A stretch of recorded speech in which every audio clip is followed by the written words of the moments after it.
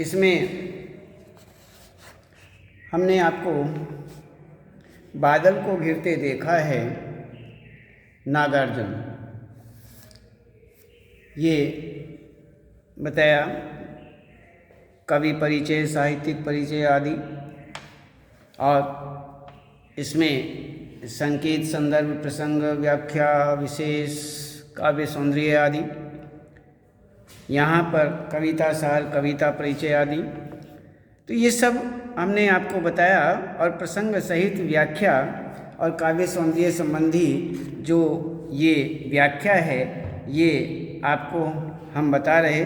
इसमें हमने अमल धवल गिरी के शिखरों पर अंशों को तैरते देखा है ये, और एक दूसरा ऋतु बसंत का सुप्रभात था, मंद मंद था अनिल बह रहा, और प्रणय प्रणय क्लह छिड़ते देखा है, ये आपको बताया। इसके बाद हम आपको आगे और अन्य तीसरा बताया, जिसमें संकेत दुर्गम बर्फानी घाटी में।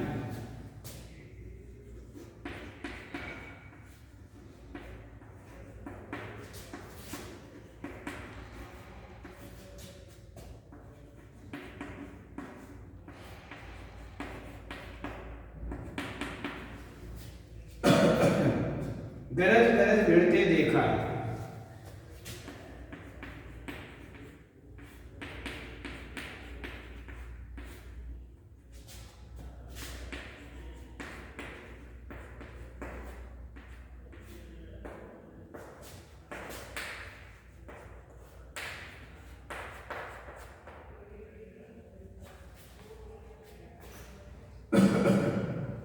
भिड़ते देखा है, बादल को घिरते देखा है।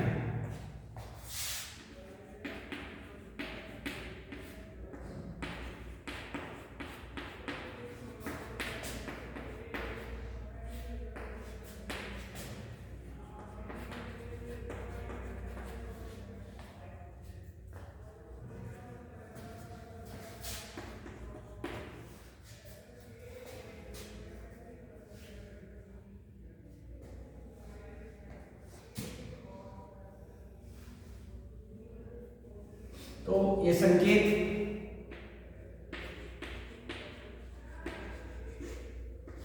संदर्भ, प्रसंग, व्याख्या, विशेष,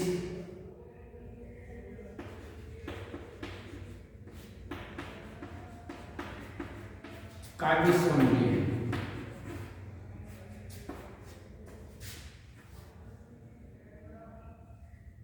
काव्य सौंदर्य में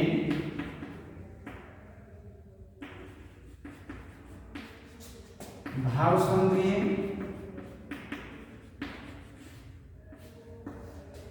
और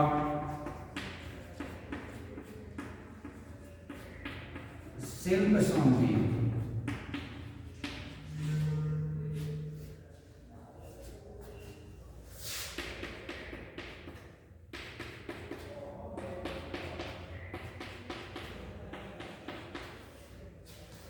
तो ये हमारे सामने कि दुर्गम बर्फानी घाटी में, बर्फानी घाटी में, तो ये हुआ संकेत।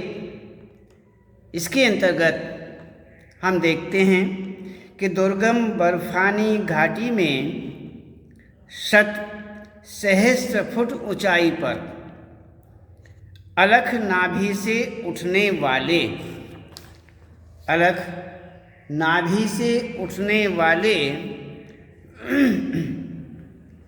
निज के ही उन्मादक परिमल के पीछे धावित होकर तरल तरुण कस्तूरी मृग को अपने पर चिढ़ते देखा है, बादल को घिरते देखा है। कहाँ गया धनपति कुबेर वह, कहाँ गई उसकी वह अलका, नहीं ठिकाना कालिदास के व्योम व्योम प्रवाही गंगा जल का। ढूंढा बहुत परंतु लगा क्या, मेघदूत का पता कहीं पर, कौन बताए वह छाया में, बरस पड़ा होगा न यहीं पर। जाने दो वह कवि कल्पित था, मैंने तो भीषण जाड़ों में नभ चुंबी कैलाश शीर्ष पर, महामेघ को झंझानिल से महामेघ को झंझानिल से गरज गरज भिड़ते देखा है, बादल को घिरते देखा है। ये यहाँ पर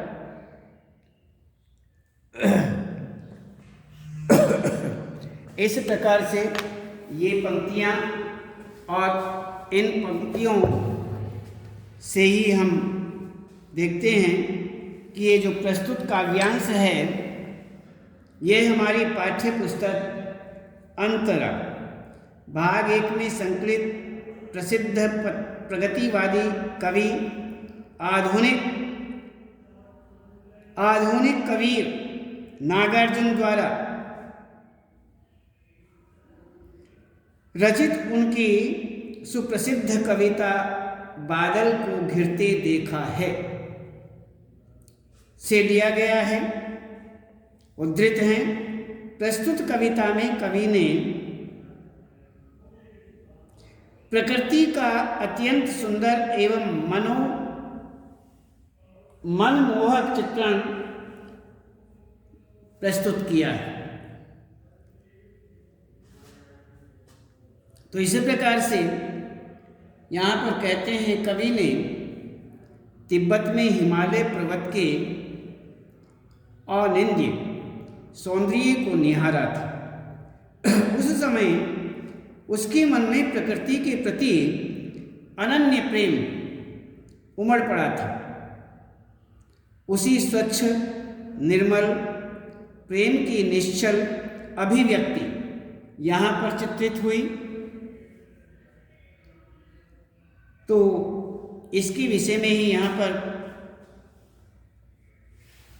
व्याख्या करते हैं कि कवि ने हजारों फुट की ऊंचाई पर दुर्गम बर्फानी घाटी में शत सहस्त्र फुट ऊंचाई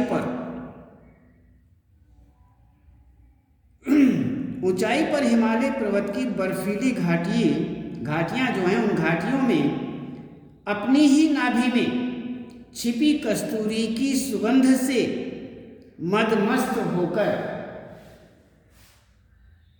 सुनहरे मृग को वहां दौड़ते हुए देखा।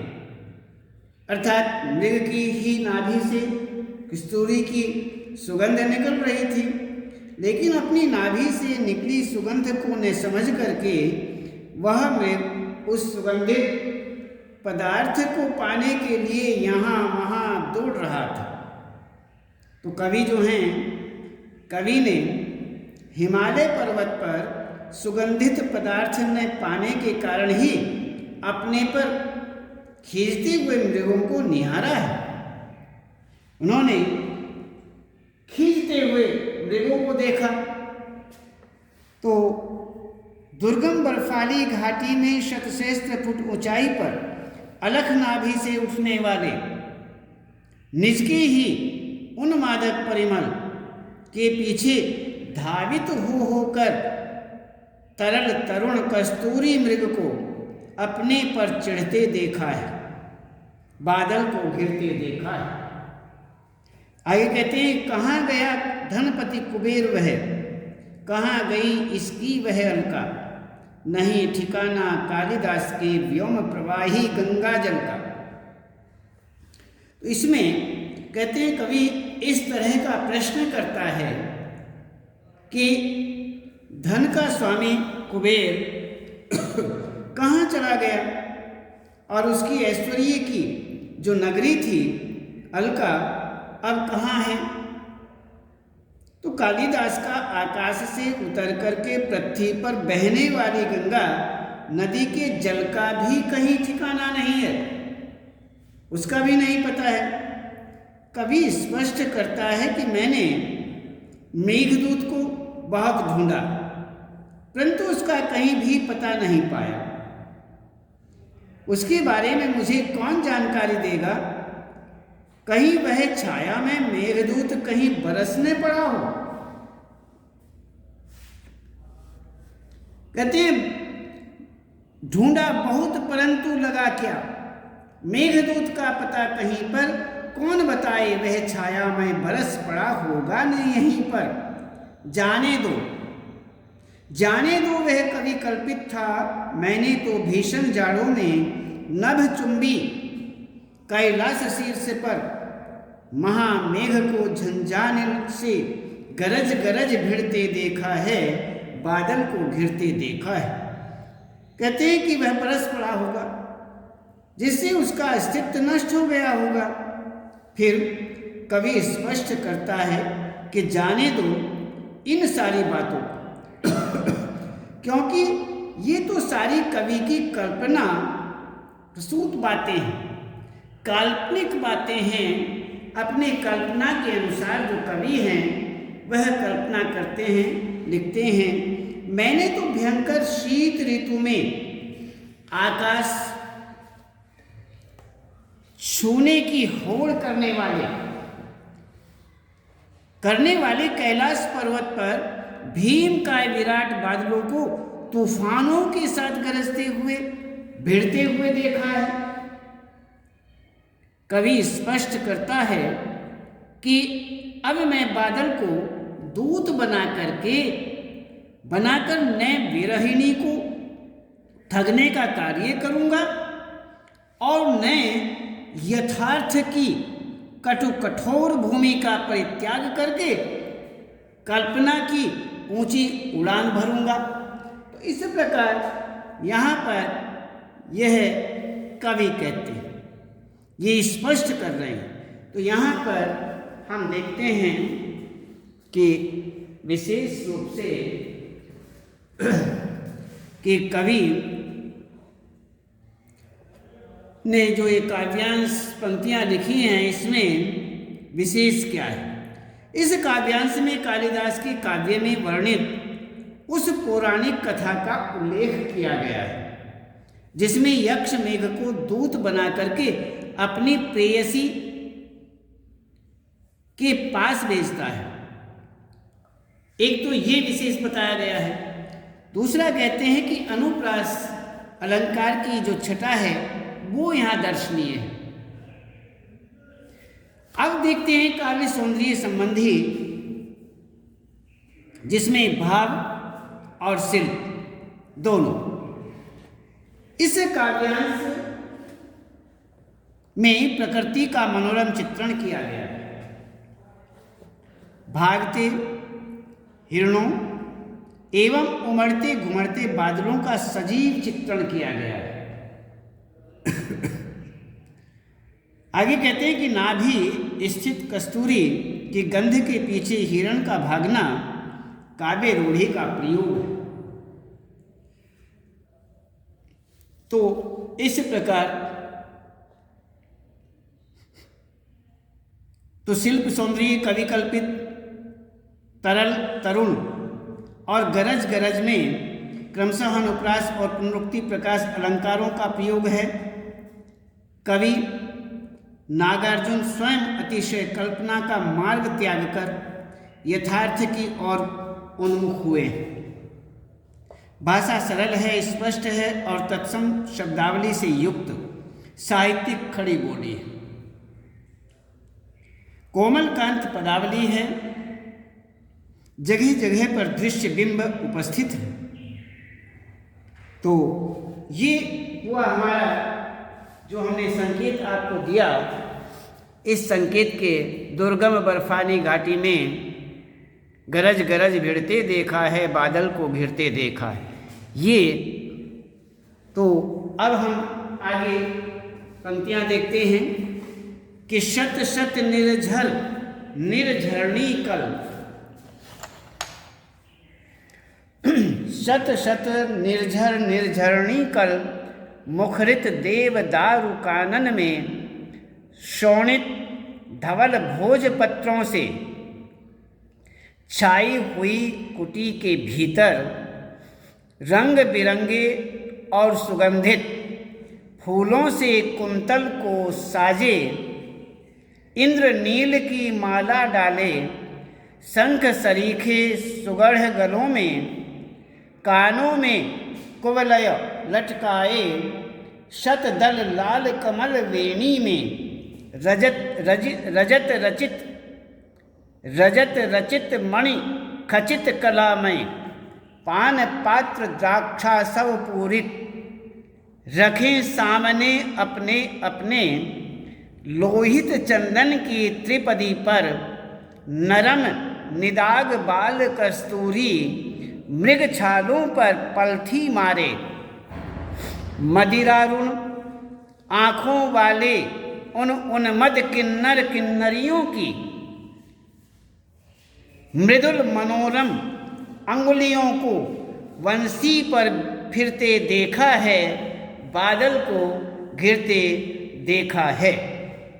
तो इस तरह से अब इस संकेत में आपको हम बताएंगे और तो इसमें हम शत निर्झर निर्झरणी कल इसके विषय में आपको बताएंगे।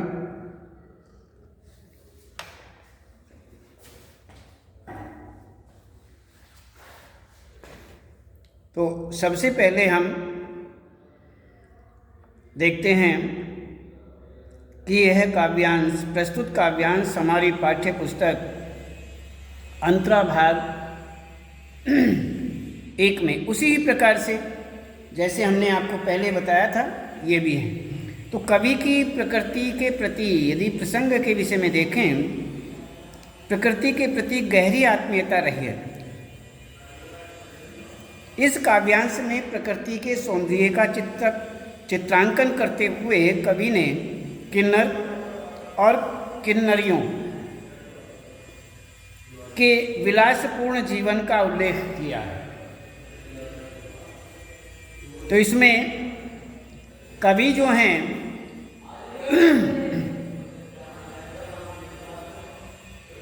कवि हिमालय क्षेत्र के प्राकृतिक सौंदर्य एवं वहाँ की किन्नर किन्नरियों का वर्णन करते हुए कह रहे हैं कि सैकड़ों झरनों की कलकल ध्वनि से मुखरित देवदारू के वन में लाल सफ़ेद भोजपत्रों से सजी हुई या सुशोभित हुई कुटिया के भीतर किन्नर जाति के स्त्री पुरुष रंग बिरंगे और सुगंधित फूलों से अपने बालों को सजाए हुए गले में इंद्र नील की माला पहने हुए जैसे शत शत निर्झर निर्झरणी कल मुखरित देवदारु कानन में शोणित धवल भोजपत्रों से छाई हुई कुटी के भीतर रंग बिरंगे और सुगंधित फूलों से कुंतल को साजे इंद्रनील की माला डाले शंख सरीखे सुगढ़ गलों में कानों में कुवलय लटकाए शतदल लाल कमल वेणी में रचत रचित मणि खचित कलामय पान पात्र द्राक्षासव पूरित रखे सामने अपने अपने। यहाँ पर उसी प्रकार से रंग बिरंगे और सुगंधित फूलों से अपने बालों को सजाए गले में इंद्रनील की माला पहने शंख के समान सुंदर गलों में सुगंधित सुरभित फूलों की माला से शोभायमान थे। उनके कानों में कुवलय लटकते हुए शोभा पा रहे थे। कुंडल जो हैं वो लटके हुए बहुत सुंदर लग रहे थे और सैकड़ों पंखुड़ियों वाले लाल कमलों से, लाल जो कमल हैं उनसे उन्होंने अपनी श्रेणी का श्रृंगार कर रखा था। वेणी, उनकी जो अपनी वेणी थी, उनके जो बाल थे, उनसे उन्होंने श्रृंगार किया हुआ था, अर्थात सजा रखा था। तो इसी प्रकार से चांदी से बनाए गए तथा मोती माणिक्य से अलंकृत एवं सुशोभित, सहज स्वाभाविक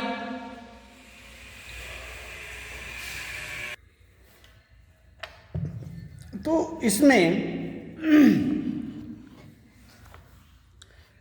जो वेणी अर्थात बाल चोटी का श्रृंगार कर रखा था, अर्थात सजा रखा था। चांदी से बनाए गए तथा मोती माणिक्य से अलंकृत किए गए एवं सुशोभित, सहज स्वाभाविक सुंदरता से युक्त मदिरा पान का पात्र मदिरा पान का जो पात्र है, मदिरारुण आँखों वाले पान पात्र द्राक्षासव पूरित रखे सामने अपने अपने। इसमें मदिरा से लबालब भरा हुआ रखा शोभा पा रहा था। वे अपने सामने लाल चंदन की तिपाई पर नरम, स्वच्छ, धवल, निर्मल व उज्ज्वल बाल कस्तूरी वाली मृग छाल पर पालथी मारकर बैठे हुए थे।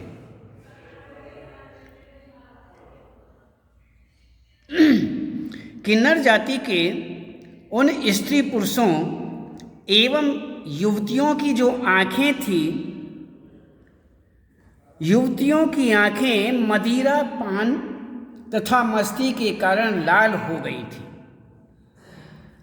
कहते हैं कि पान पात्र द्राक्षा सब पूरित रखे सामने अपने अपने लोहित चंदन की त्रिपदी पर।